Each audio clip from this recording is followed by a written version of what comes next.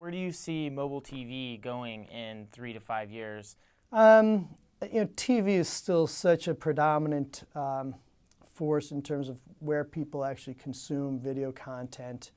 It still represents, depending upon the research you see, 99% of all viewership in terms of minutes and time spent. But at the same time, you see the double-digit growth and the explosiveness of online video.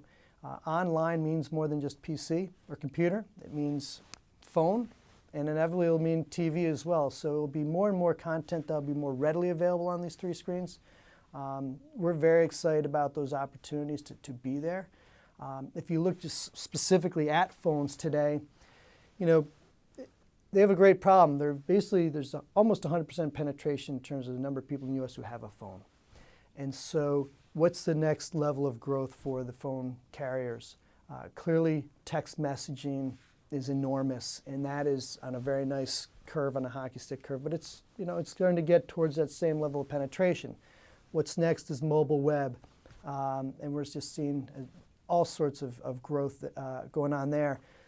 I think if you're going to look down, then what's next after that, right? Just having another source in the hopper.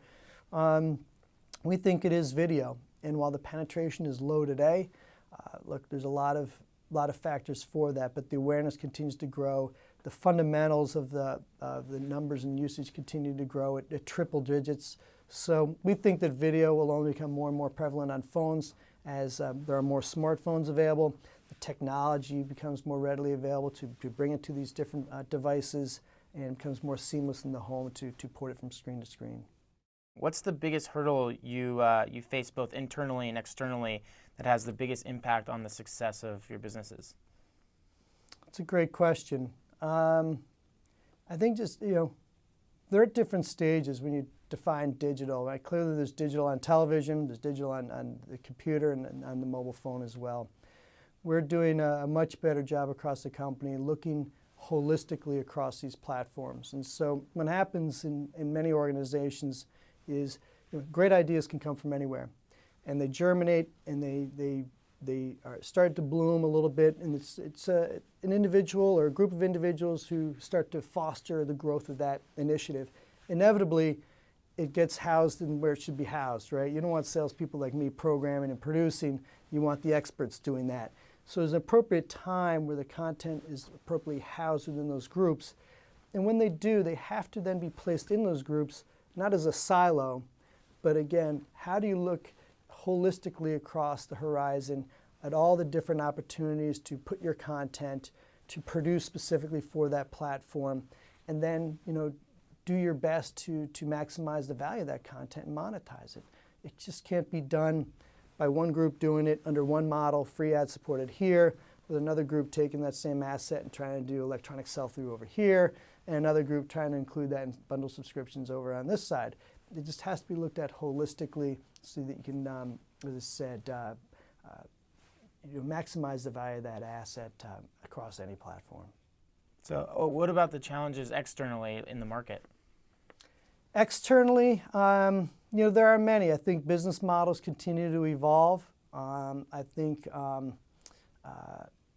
the ease of which people can access content on the various devices continues to evolve, whether it be improved user interfaces, improved technologies to seamlessly access your movie from your PC, but also watch it on your TV, for example. So I think the technology is getting better and more seamless for the consumer. I think awareness for the consumers is greater, so that it's not kind of just for techies.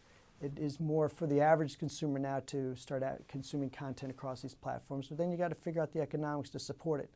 I'm a little, well, I'll pause at that. Okay.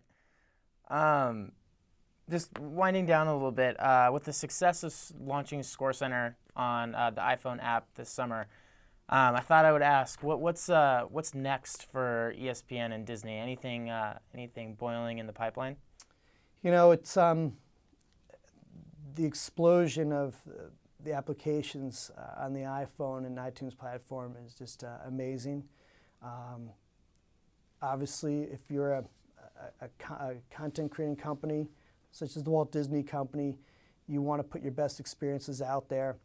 What is encouraging is that there are now more application storefronts opening. So it's not just specific to the iPhone, it's to other devices as well.